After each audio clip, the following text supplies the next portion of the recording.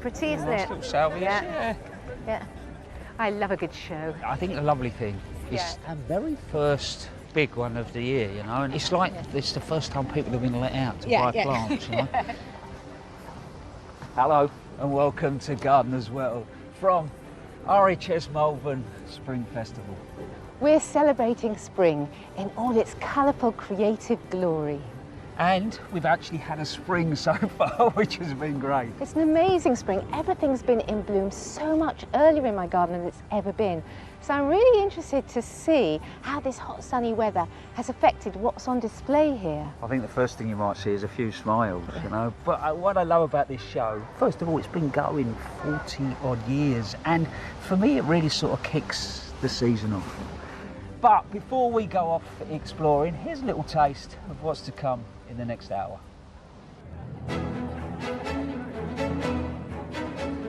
Could there be a more glorious backdrop for our very first flower show of the season? Oozing all the charm of a quintessential rural fair. The Malvern Spring Festival is a fabulous floral celebration. It's a real gardener's show. It's full of take-home advice. I just feel like it's such an earthy trendsetter. The show gardens are crammed with fresh ideas to inspire, and we'll be following the journey of one designer as she realises a dream of bringing her very first show garden to Malvern. Malvern is the pinnacle. It's the coolest of all of the shows, I think, which is why I chose it. The heart of the show has to be the floral marquee, packed with rarities, seasonal colour, scent. At this time of the year, it's enough to take your breath away. Surrounded by all these beautiful blooms, this is my spring highlight. Each year, one nursery is chosen as master grower, and we'll be meeting this year's nominated nurserywoman and her collection of seasonal stars. To me, Camassia means spring. I am completely mesmerised by them and have been for nearly 30 years. And we'll meet the Floral Marquee's youngest exhibitor, making his debut at the show. Are you taking it all? Yeah. Oh, I need all of it. Oh my goodness. One of the newest exhibits to the show is the incredibly popular Festival of Houseplants. Lush displays, rare gems. This is the place where houseplants get the spotlight they deserve. And that's just the beginning. All of it set against this stunning landscape. Right, Sue, there's loads to see. We must crack on. Let's dive straight into the show garden. Come on in, which is that way. Yep.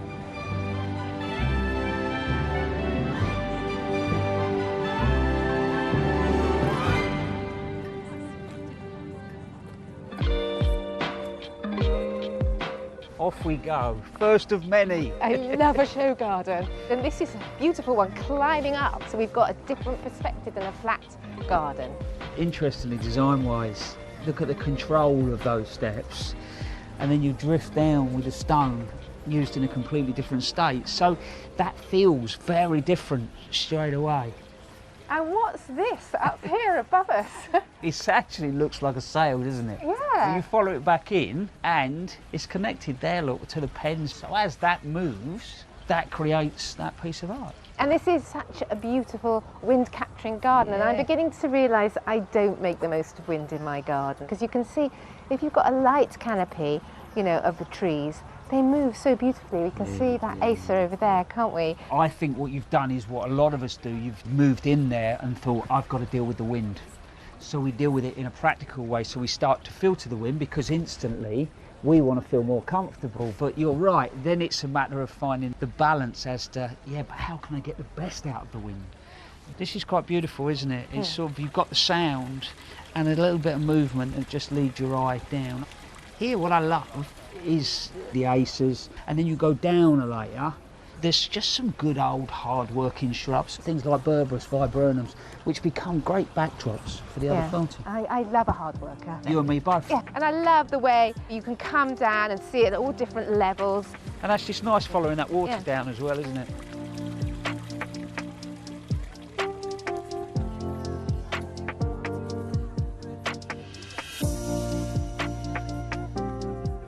Adam, pink, a sea of pink. What more could you ask for? Now, campion's a wildflower. It is. But it's so great in a border because it really fills the space. That feels beautiful coming through there, doesn't it? It really does. And here's very interesting, isn't it? They've got the lovely circular pattern with whelk shells. And of course, I love this. I've got cockle shells in my garden.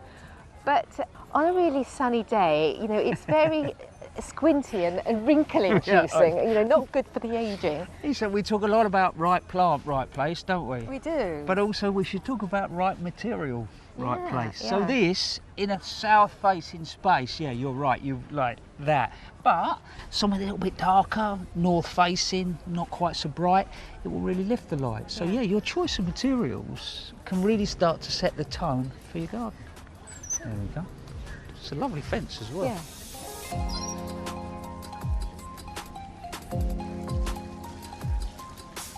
This is lovely. Beautiful old bit of craft.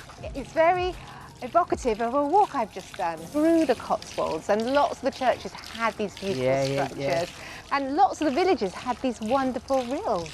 And I love the way we've got this little geomite actually sort of enhances the stone, and the stone enhances the planting. And I can smell a lilac, and that's a very small lilac, isn't it? Ideal for a small garden. I think that's palabin, and it's got lovely little flowers, and it's a, you know, compact shrub. I think the last thing with this is the way that they've used water. You know, if you are going to use water through your garden, here we've got the sound. You know, up the end there, they're dropping water. Then it comes across the ford, that changes the way it feels, and then there's a moment of calm. So you can think about creating slightly different atmospheres, you know, throughout your space just by using these elements in different ways. And I love the way the side slopes, so that if you did just want to walk in and paddle your feet, you can. I knew you were going to say that.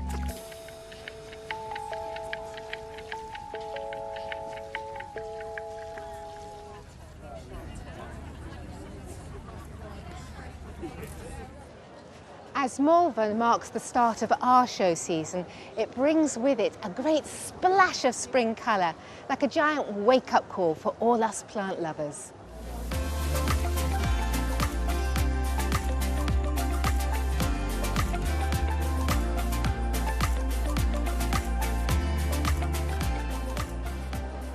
Fuchsias. My husband loves fuchsias, and look at this lovely display. I'm loving your display, it's really brilliant. I'm looking for a big red flowery fuchsia that is hardy. So I love the purple patch one. Purple patch isn't fully hardy, but you can get away with it if you plant it deep and mulch it over. So are there any others that are suitable, more hardy? Yes, absolutely. So up at the top there we've got garden news and delicate purple. They'll take -17 in the ground, no problem at all. Oh, that's well-drained soil, they'll be perfect. less of a risk then. Yeah, absolutely, definitely. Thank you so much for your help. I'll see you later.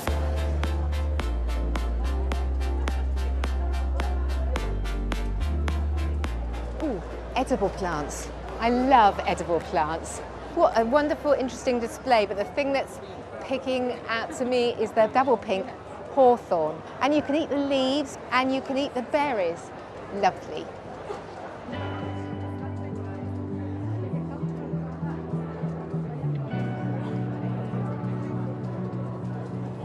I'm just going to stop here because I've seen the perfect pink that I've been looking for ages. This is beautiful. It's Tiarella raspberry, and it's a shade-loving plant. It's a hardy perennial, and it's flowering about now. And when the flowers are finished, if you deadhead it, it may have a second flower later in the year. But over here, there is big, bold and beautiful. Look at this. This is Sanetti magenta, and it's absolutely stunning. It's half hardy really in this country. If you pop it in a greenhouse, you'll probably be able to overwinter it, but treat it as an annual, and it'll spread and it'll grow through your border as long as you keep deadheading it through the summer. And it's absolutely beautiful, and it's sort of toned down slightly here by this lovely lickness, which is a perennial. The two together look an absolute picture.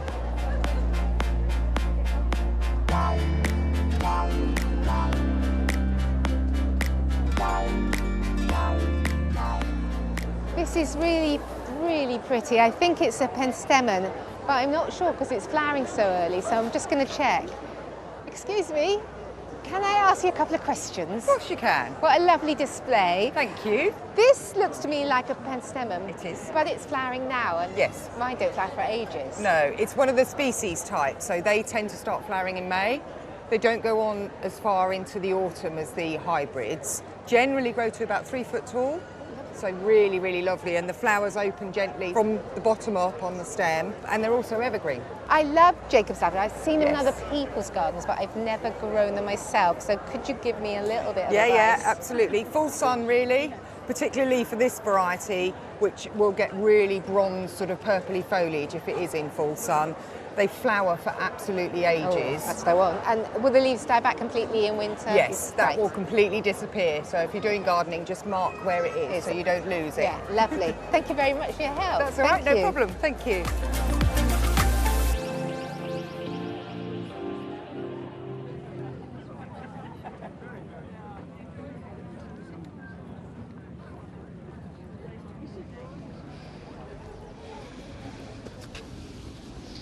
One of the great things about coming to shows like this is you see not only loads of different plants, but demonstrations of different ways of gardening. And we all have got a slightly different approach. See this behind me? This is a little feature garden, and it's what I call, I suppose, an ornamental meadow. If you want to create something like this, I think the first thing is work out where you want to put it. Do you want to put it in the sun? Do you want to put it in the shade? Is your soil sandy? Is it clay? Then that gives you a guide as to the type of plants. Well, here, semi-shade going into sun. And the way that this has been built is, first of all, the grasses, so the verticals have gone in. So you've got things like the melica, and then there's some luzula in here, but then also things like the linum. And then work those around. And then probably a couple of stronger clumps. So something like the cirsium, and then here we've got Iris sibirica, but they're going to be there all the time, they're reliable. And then if you look at the rest of the planting, it's either short-lived perennial or even a couple of annuals. So you've got the poppies in here, you've got the foxgloves in here, there's Baltic parsley, you know, there's the cow parsley. Well, those things will all seed around, so they'll flower now, they'll give you a really good show, they'll bring those pollinators in, then they'll set their seed, leave it over the winter, and then you'll see all the seeds starting to come out of the ground. And then that's the time you can come in and fine tune. And it's like you've got a little block of art that you can go and play with. You can pull bits and pieces out, you know, and you create yourself a slightly different looking picture next year. I can guarantee once you've done this once, you won't have to go out and buy any more plants to fill the gaps, because it will do it for you. So if you're not totally convinced that wild is your thing, maybe the ornamental meadow is just one step closer. Give it a go.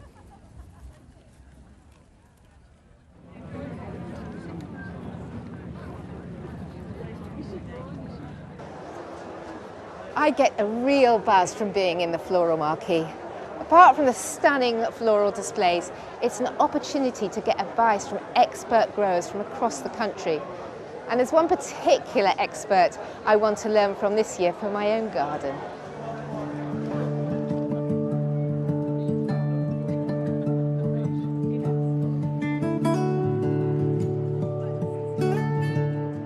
I'm creating my first ever pond. I'm a complete novice. It's metal, it's about 1 metre in diameter, and I'm looking for some plants. If you've got a metal container, you could do with something like a bulrush. And what bulrushes do is they take metal out of water. I love bulrushes. And you want an oxygenator, and this is a hydrocotyle, and it'll coat with water up to here. And then if you get a newt, he'll lay an egg on the underside of the leaf and then wrap it up to protect it from predators.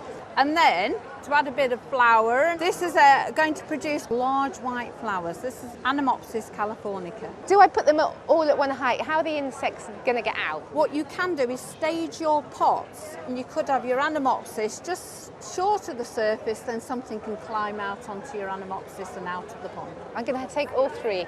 Thank you.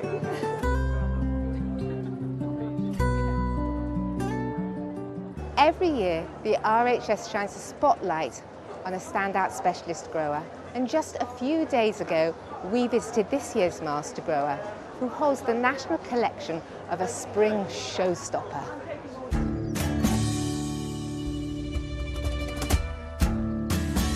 To me, Camassia means spring. At this time of year, when they're in the ascendancy, the bees are buzzing, the birds are singing in the sky, there's just nothing more magical for me. I am completely mesmerised by them and have been for nearly 30 years. I'm Stella Exley, and together with my husband Malcolm, we're national collection holders of Camassia here in glorious South Devon. Nearly 30 years ago, 3 or 4 miles up the lane from where we've ended up living here in Devon, I first saw Camassia in an edge of woodland garden setting. Never seen them before, never heard of them. I just had goosebumps, and I still do now when I look around and see all these. That never leaves me. I would urge everyone to try Camassia. They suit a plethora of planting schemes, whether that's drifting through grass or in herbaceous borders, alongside ponds and streams. When they shoot, they shoot. There's nothing holding them back. Slugs and snails don't touch them at any stage of the growth cycle. I mean, there aren't many plants you can say that about. They're a hardy bulbous perennial. They are really tough as old boots. Unlike most bulbs that you wouldn't sit in heavy clay soil, those sort of things, Camassia are happiest there. And they give you this sort of magical drift, even in a tiny space. You can get this hue of blue or creamy whites. We've got Camassia Quamash Orion, and they're the shortest of all Camassia. Maximum height, just over 1 foot tall. And as they mature, the foliage becomes like a soft grass-like foliage. So they're perfect for edge of borders, edge of sort of woodlandy areas. But the colour of that is absolutely delicious. Could almost put some clotted cream on that and eat it, it's beautiful. And then Leclinii, this is one of the shorter ones of the Leclinii species group. This is Camassia Leclinii Blue Heaven, and a proper pale sky blue, delightful. It's just 2.5 years since we moved home and nursery to South Devon, around 350 miles from North Yorkshire. So it was 3 articulated lorries for the nursery and 1 lorry for the house. Crikey, it nearly broke us. For me, the nursery, I wanted to create it as part of the landscape here. It doesn't really look like a nursery, but it's there. So in my national collection, I'm now up to 84 different cultivars. This is Camassia Leclinii Aurora. Bred and released in the last 3 to 4 years, but the colour is super unusual. Sort of a pale amethyst colour, dashed with lilac. It's like, it changes in the light. It's magical. And sometimes I get so excited, I can't wait for the flower buds to open, so I pop them. I pop them to release them, like a child on Christmas Eve. I'm sure I shouldn't do that, but I can't help myself.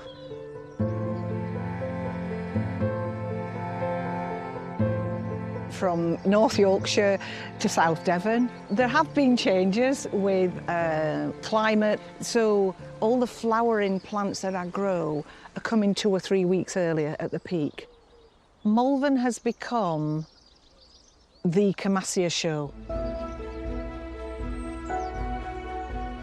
So there's various methods of propagating Camassia. This method is hand pollination. I'm looking for strong plants. I'm also looking at colour combos. And so Camassia Leclinii Lady Eve Price is probably the most intense purple. And then Camassia Pale Pink is what it says on the tin, it is a pale pink. I'm likely I might get sort of a plum colour. And then it's remembering which one I've taken. There's nothing there because I've taken it. And then back to this one. I don't know, out of 100 plants, I might get 2 or 3 that look different. And then I plant them and grow them on, but they might not be stable. So they might not always fulfil the initial promise. So Malvern Spring has always held a very special place in my heart because it was the first ever RHS show I did in a floral marquee. Now to be awarded the amazing accolade of being RHS Master Grower with my beautiful babies, the Camassia, that I'm just so invested in and so obsessed with, it's just a circle joined up for me. It's a coming together. Since we moved in, I've wanted to create a Camassia meadow here. What I've always loved about this area of South Devon is the banks on the lanes. And I want to recreate some of that aesthetic in the display at Malvern. The whole design will be lifted and wholeheartedly replanted here, so it'll be a living memory of that accolade as Master Grower.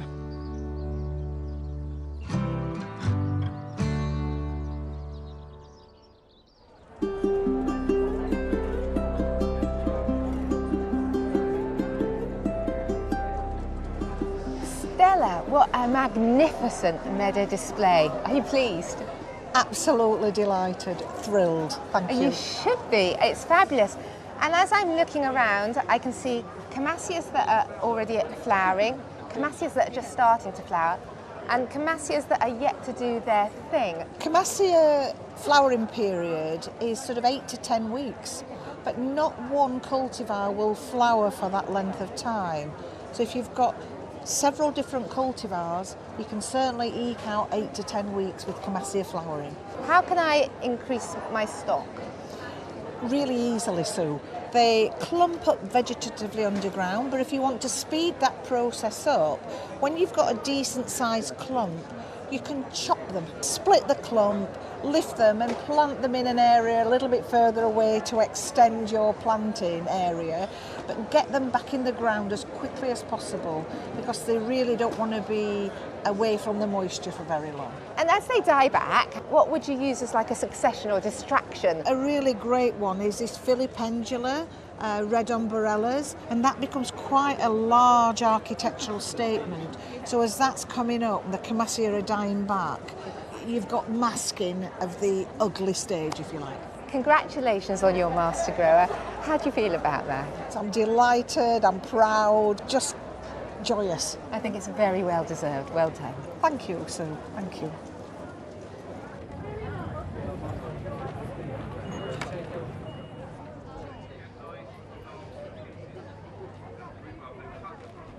Look at this. Eh?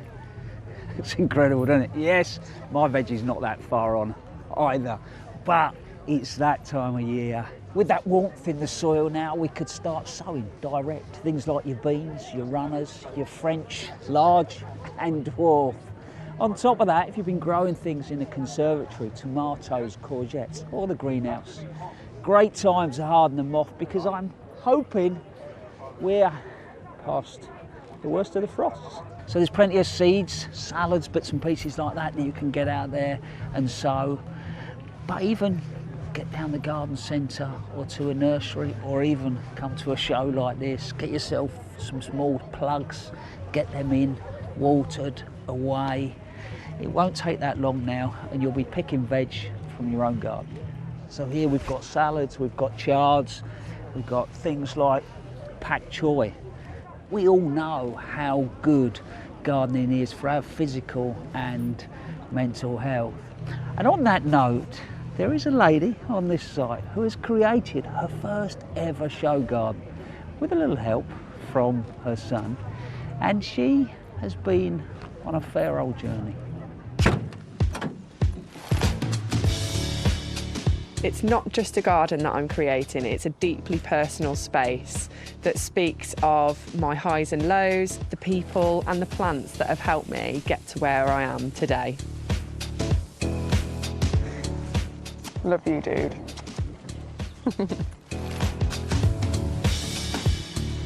My name's Kate Mason and this will be, when it's finished, my first ever RHS show garden. The basic premise of this garden is to educate people how to look after tropical plants in a UK climate, and it's a fusion between tropical plants and cottage garden plants. We've got 10 days, like 10 days left, and I can't quite get over that. We've got some of the plants here, but some of them are still at home. We've got to go and fetch another load today. It's a hard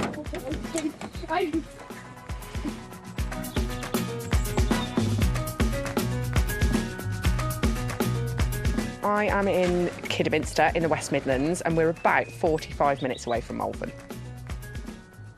Most garden designers would use contract growers to get all of their plants sorted for a show garden. I, on the other hand, have different ideas. It's more logical for me because that's the thing that I love the most. The plants are the reason that I do this. My garden is terraced. There's 13 levels in total. You're on the tropical shade patio at the moment. Further down, we have the plant nursery, greenhouses, and Steptoe's yard. Steptoe's yard is like the boneyard. It's full of junk, really. I have always wanted to do something at Malvern. And then now I'm there this year, I look at my past and my journey and I think, my God, Malvern is the pinnacle. It's the coolest of all of the shows, I think, which is why I chose it. Love you. I'm so lucky, he's such a good boy. 10 years ago, my life was completely different to how it is today. I had started my career in Taekwondo. I had been working and training for about 6 months, and I won the World Championships, which, when I say it, seems surreal even now. It consumed my entire life. I didn't want to do anything else. And then my life turned upside down. I went to the doctors and found out that I was pregnant. My life was not the way that I thought it was going to be. And that's not to say that I don't love my son, because I love my son more than life itself. And then I had my son and suffered massively with depression because my whole life stopped. I didn't leave the house for a long time. I didn't socialise. In hindsight, I can look back and go, it was sent to test me. It was sent to push me in a different direction. So I started counselling. And during that process, my counsellor told me I needed to find something that made me happy. So I grew a little stripy petunia. I just loved it, and every day I'd go out and I'd poke it and I'd be like, ooh, watering it, and it'd make me so happy to think that I'd achieved something, even if it was tiny. I mean, in hindsight, that stripy petunia, not very cool. But it gave me a kind of into gardening, and that's where it began, really. I went to Pershore College. I studied horticulture for 3 years, and it's just kind of spiralled since then. And now I'm doing my first full-sized show garden for the RHS, and I can't really believe the difference between how I felt when I was suffering with depression to how I feel now. The joy that gardening gives me, I want to share it with everybody.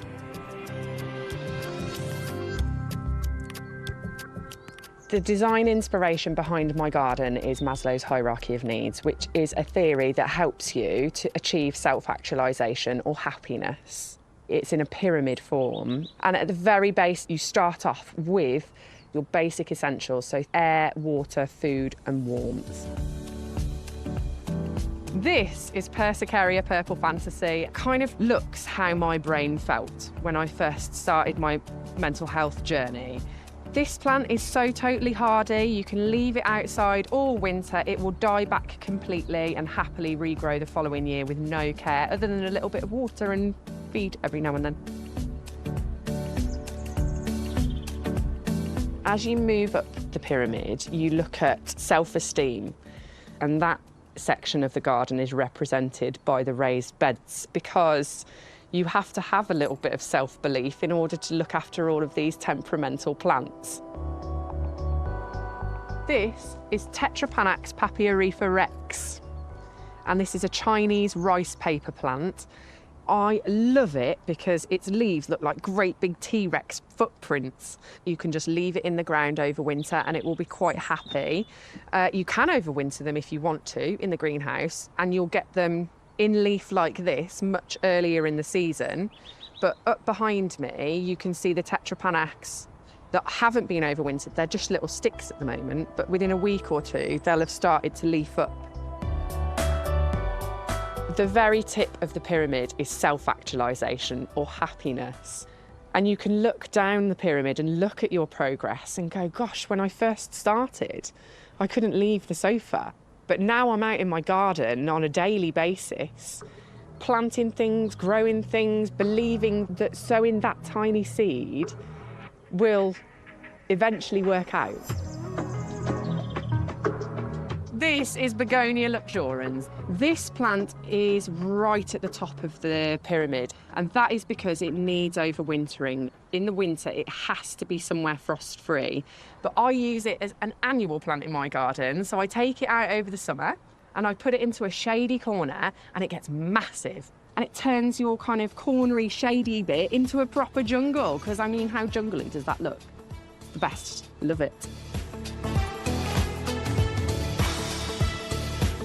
The list of people who are helping me with this project is massive. They're my emotional support, they're my build team, they're my friends, they're my family, and I really do owe all of these people and all of these plants absolutely everything, because my dreams are about to come true.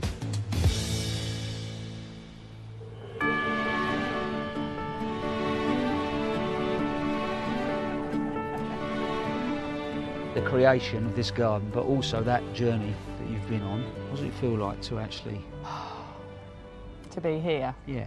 Since I started designing, I've always wanted to do a show garden.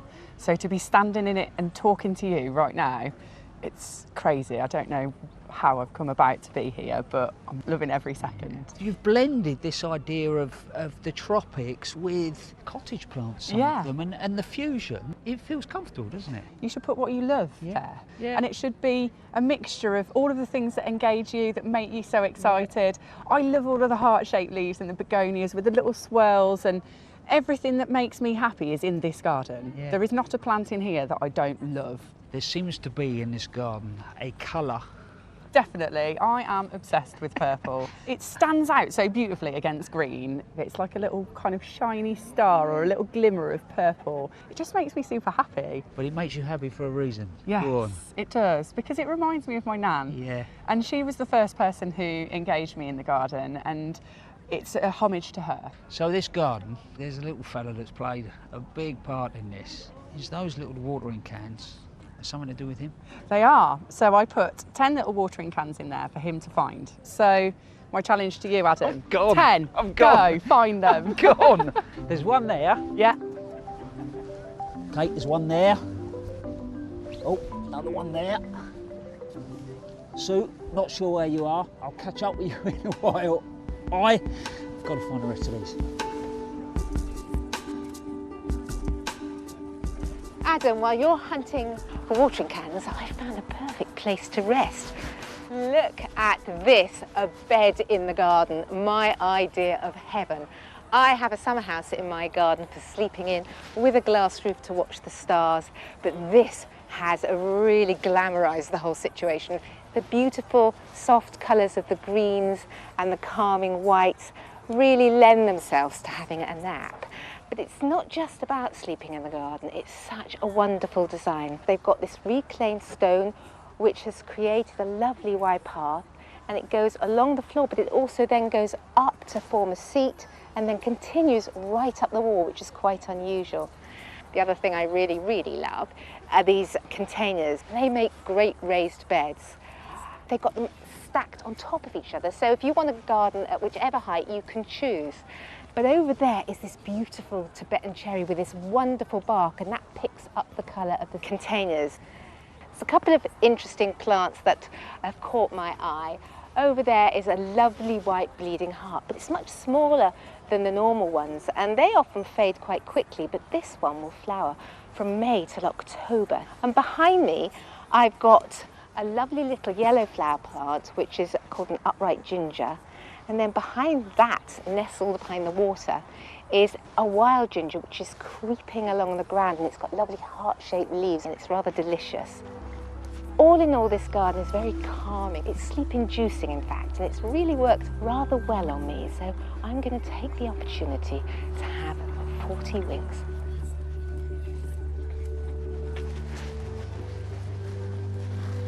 Hello, Ted.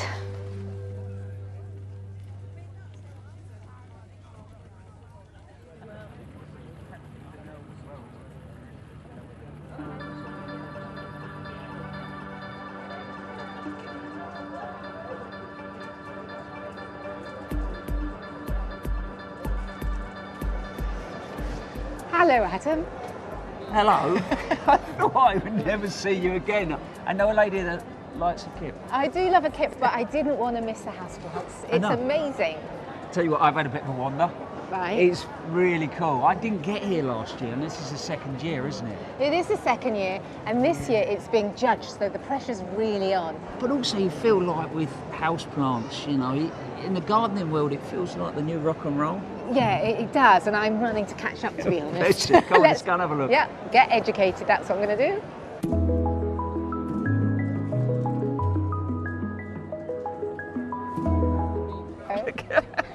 I knew. See, why are you smiling? Well, because it's pink, Adam. It's pink. It's full of art. It's cracking, isn't it? It's absolutely wonderful. I can't get over the begonias, the different, you know, textures and colours within the species, and they're absolutely beautiful. You just want to sort of lean forward and feel what they're like. The leaves are incredible. Simply tactile. Do you know, interestingly, they take me back to being 16 years old, Parks Department, and learning to take leaf cuttings. And something like the streptocarpus, and to be fair, the begonias, a great group of plants if you wanted to start off with one or two and then start to propagate and develop your own. So, you know, quite a cost-effective way of building a collection as well. Quite easy for a beginner. Yeah, definitely. And streptocarpus, there's lots of flowers now, but what about for the whole year? Some of these you can buy will flower their hearts out probably for nearly 12 months if you feed them and keep them going. So great value, you know, if you want a little pink in your life every day. Every day. And of course, if you're an artist, you've got that lift of creativity that all this colour brings you. And what's lovely, you can create different atmospheres in different spaces. Should we go and find some more atmospheres? Come on.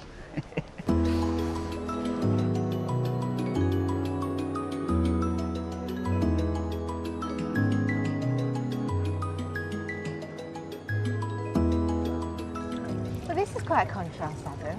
It is. How do you feel? I feel so calm. I've just stepped in, I'm shocked how different I feel in here. And the water in the background. It's a lovely noise, isn't it? But I'm just amazed. They got everything right, like the lighting, the silver birch lights, that, you know, these trunks that look like have got bark texture on it. Those straight lines then pick up in the back wall, and the straight lines. Look at that, all right? So that's a snake fern. Yeah. Look at the foliage.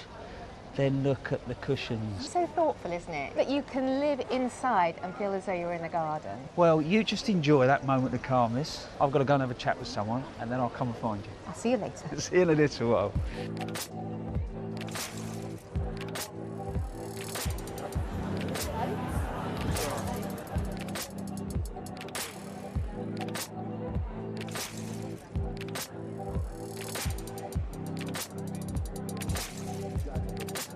Oh, yeah. Welcome to the sanctuary. Thank you. You literally, you look like you're sat in a music video. I'm rocking it out.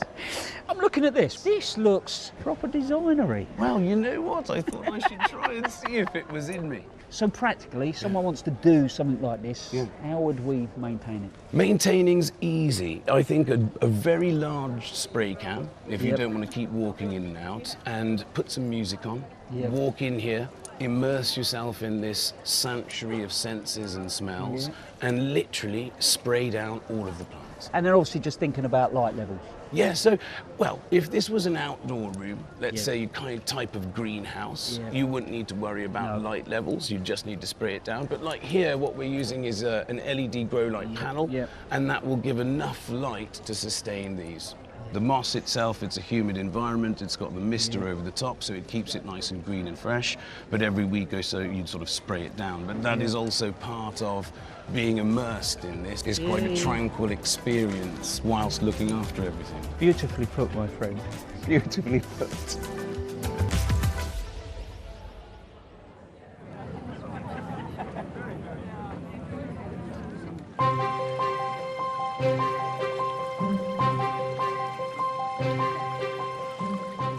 Genuinely, I've walked in here and my eyes are darting all over the place. This is right up my street, that whole recycle, reclaim, sustainability. Yeah, definitely. Should we start with the obvious? Go on. This beautiful blackthorn water tower, which is great for the insects to come in and access a drink without drowning in the pond. And actually less vulnerable, aren't they? Yeah. So there's a stream that sits up there, comes all the way down, gets recycled, pumped back up. But actually on that roof up there, there's habitats, but it's the detail here. Beneath our feet up there, yes, but beneath our feet we've got this gravel base, which tributes love. But I find with gravel it can move, and over there he's literally picked up old bits of tile out of the skip, and it's created a way of retaining the gravel from moving and a slightly more even surface to walk on. Which is a great thing you can do at home, but even design-wise, it just takes the eye. You know, it works well. And we've got the chokeberry over there, and I think you've got one in your garden. Yeah, I've grown it for quite a few years, and actually it makes a really good jelly. But on top of that, autumn colour is absolutely superb. I think that is an underused plant.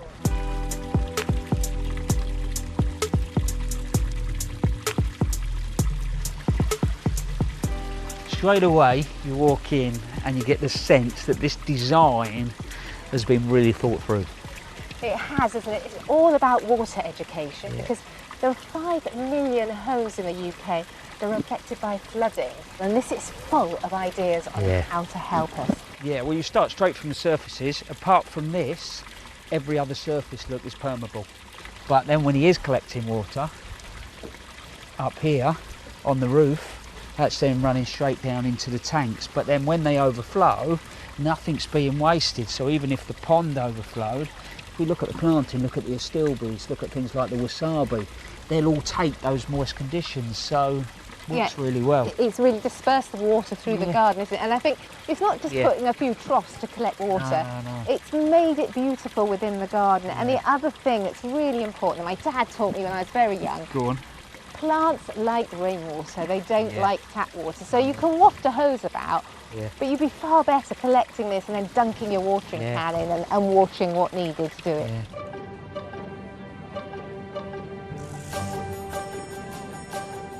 It's interesting, isn't it? Because we've just walked in lots of gardens that instantly feel like gardens, whereas this has got that public space feel about it. It is going into to create a little bit of a garden in a part of Newport, Mady, which is the least green space you'll see, and it's on a major road junction. So straight away you explain that, I see this in a very different way, and that says that gardens, you know, they do sit in their settings, don't they? So the mural at the back there, that then will work well.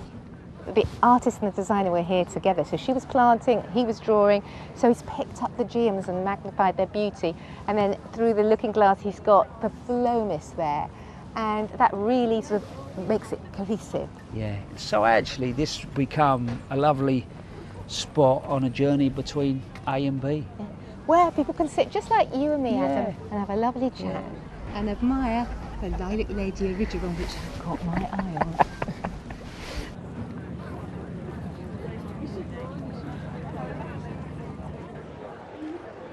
After a long, hard winter, is there anything more glorious than beautiful spring flower? Just puts a smile on your face, doesn't it?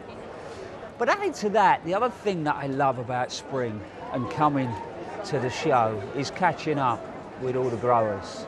I've got some great friends in here, and this place is full of knowledge. But there's a new kid on the block, a 22-year-old young man, and it's his first show. He sent us in a film about him and a lady that is very important to him. And I'm telling you, you are going to love this. They're very good, yeah. The cosmos, yeah. There's not many come up though. No. Maybe you've been overwatering them. I don't think so. Do you want me to film it and you do it? I'm here in my grandma's garden where it all started for me. I've always grown plants with my grandma ever since I could walk. I'll probably repot them now. Yeah, once they've had some feed. Give them some feed. Yeah, they should come up nicely. We started sowing things like sweet peas and marigolds, didn't we? Yeah. You then started with your own business with it. I didn't expect you'd be doing that when I had you as a toddler and planting seeds, did I? In 2023, I started to lease some land where I've now built my small plant nursery just a few miles away. Everything that I grow is peat-free. Even now, with a nursery of my own, Grandma's garden is still at the heart of everything I do, and it's where I come back to poach colour and inspiration. These are quite good. Have you had some of them? The Camassias. I do have my eye on that brunner. I've got a few brunners, but I could do with that's a really nice tight one. Well, you can split it. Are you taking it all? Yeah. Oh, I need all of it. Oh my goodness. Without my grandma introducing me to her garden and sowing seeds, I wouldn't be where I am today, and I probably wouldn't know what I wanted to do for the rest of my life. So I'm eternally grateful for Grandma. Listen, Dan, you can't keep taking all these plants from here because I need it all to be covered, because otherwise it gets full of weeds. If I've got any left from Malvern, you can have some. I hope so, because it's going to be bare. Right, come on, we'll go and have a cup of tea. Come on. Morning, young man. Hello, you all right? Oh, hey, Dan, all right? Yeah, good. I'm here. First show? First ever show, yeah. What's it feel like? It's been a journey to get here. Months and months of planning and growing and thinking, but it's all here now and it's come together really good and I'm really happy with the result. As you should be. I've just watched the film of you and Grandma in the garden. Yeah. She's like real inspiration, isn't she? Yeah, she's where it all started. We started growing sweet peas and marigolds in a garden in a greenhouse, growing them for teachers to cook for the end of term. And then, yeah, we started to grow plants and sell to neighbours. And then it sort of tumbled roll from there, really. And now I'm here. Does she know the medal? No, not yet. Have you sent her any pictures or anything? No, nothing yet. So can we get her on the phone or something? Yeah, we'll video call her. Yeah, come on then, let's do that. That would be great. Absolutely great. Oh. There we go. Hello, Grandma. Hello. How are you? I'm all right. Bless you. And yourselves? He's done really well. Very happy. He's won a medal. Yes. What do you think? Oh, I don't know. Bronze. Ouch! He got a silver gilt. Silver gilt. That's brilliant. It's stunning. It's absolutely stunning. Well, he's very artistic. He's really good. He's had a good teacher. Well, I'll not say that, but... He's a bit of a tea leaf, isn't he? He sort of tends to help himself to things. Oh, yeah. But so long as he brings them back. Well, I think what we could do is tag a few plants for you now that he has to bring back. He's got an astrantia that's behind us, beautiful little sort of pale flowers. I think that'll look great in one of those gaps he's left near the front of the border. I'll be glad to have that then. Yeah, and then what about maybe some digitalis, like some foxgloves or something, just to sort of pop through the borders? Oh, yeah. You can collect the seeds off the foxgloves, Exactly. can't you? You can dig and divide the astrantias. I can go back in and get them out. Exactly, you can. The stand looks brilliant. Shall we show you a quick look at the display? Yes, please. I love what he's done with these old plastic pots, look. And he's got a lovely little path that goes all the way through. I didn't realise he had so many plants. Well, all the customers are starting to arrive, so we better go because they're waiting for Dan to sell them some plants. Oh, you don't sell all the milk down. I do. Bless you. Well, you look after yourself, sweetheart. Yeah, you take care. Yeah. See you soon. See you soon. Thank you. Cheers, darling. See you soon. Bye. See you, mate. Bye-bye.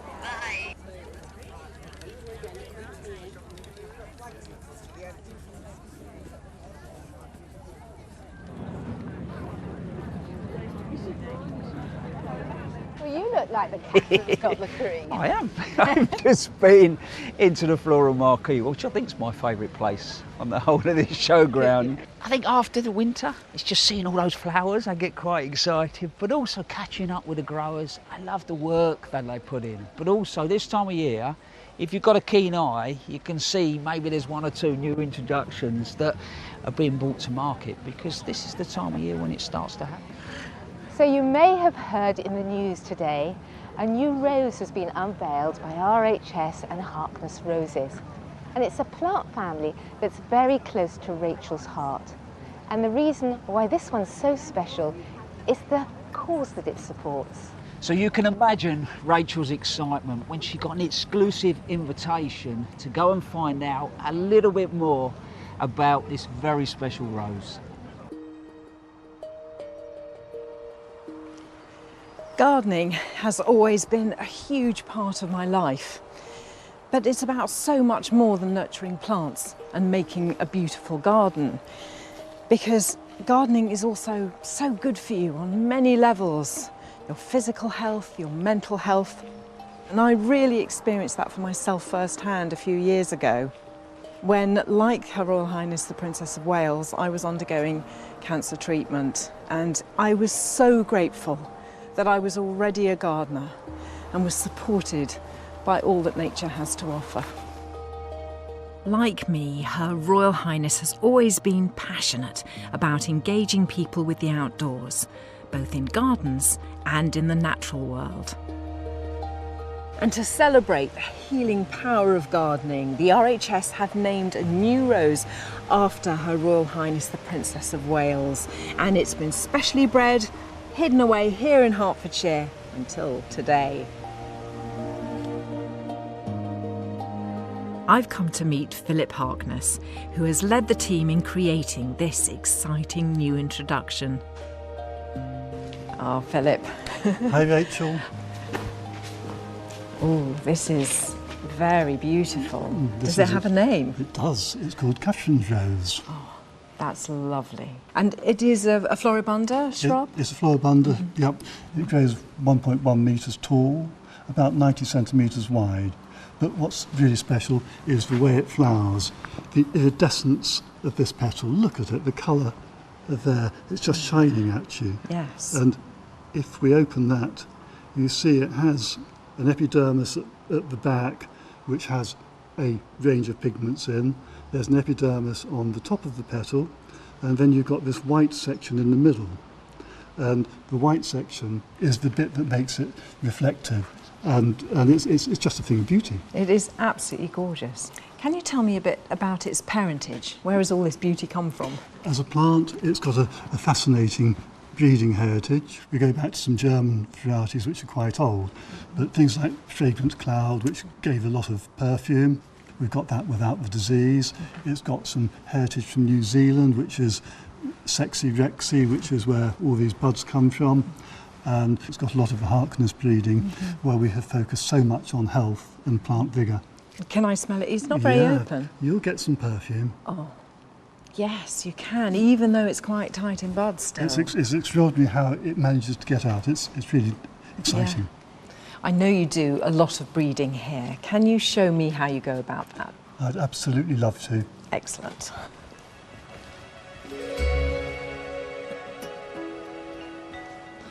So Rachel, this is the beginning of our 7-year process.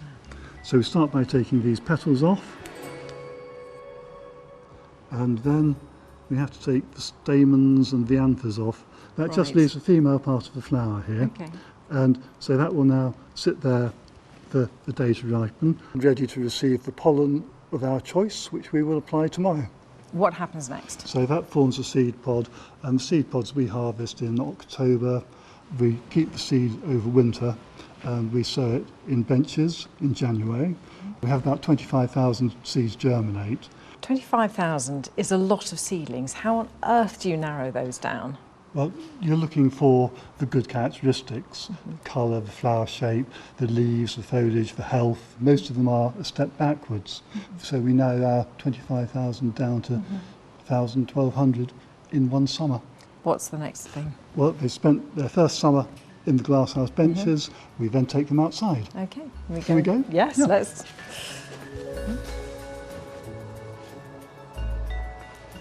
So we're surrounded by a sea of pots and little plants, and what stage is this? So these are in the third year, and they've been outside here since November. So this is the year 3s. Yep. What happens after that? Okay, so these are selected down to about 100. The ones which we like, we'll propagate. We're doing all our propagation of our new varieties from cuttings now. In year 5, the stars are quite apparent. We send them out to other locations, so we see them in hotter climates, wetter climates, drier climates. So from all of those seedlings, how many reach it to the year 6 stage that you're bulking up? Probably 10, but we will only introduce 6 of them because we always make some mistakes. That's extraordinary. I feel sort of even more now admiration for those plants that do make it through. So this is our end of those 7 years of breeding and trialling, and it's extraordinary. For me, it mirrors that journey that Her Royal Highness has gone through and I've gone through, because it's got that strength and resilience, and it's something very special. It's also, I think, benefiting in other ways. It is. Some of the proceeds of the sales will be going to the Royal Marsden Cancer Charity, and that is a fantastic cause. That is really wonderful. It's gorgeous, Philip. All in a day's work, but what a treat. All in 7 years' work.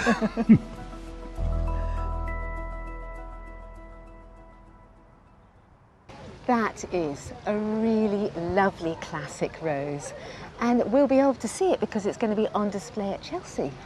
It certainly will, so none of us will have to wait very long, because the BBC coverage starts Sunday the 18th of May.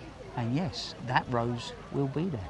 Plus also, the show season now is well and truly up and going. Bring it on.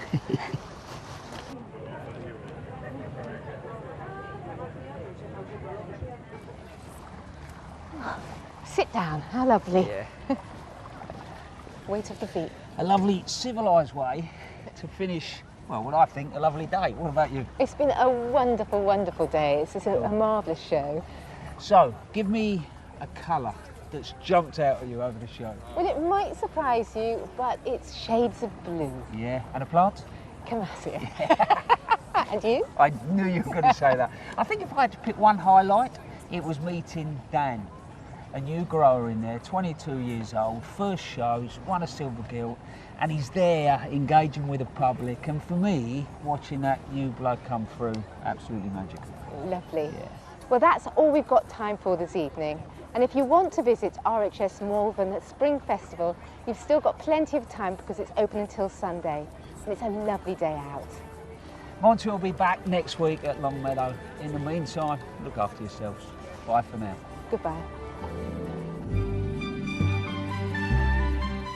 From begonias to busy lizzies, creative combinations from the gardener's world, Flower Thesaurus, available now. And the search is on for Scotland's Home of the Year, Country Cottage or Seaside Suntrap. Press red to watch on iPlayer.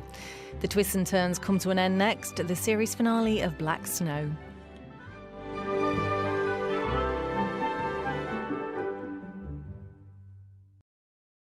I'm visiting 5 Nordic countries, Scandinavia.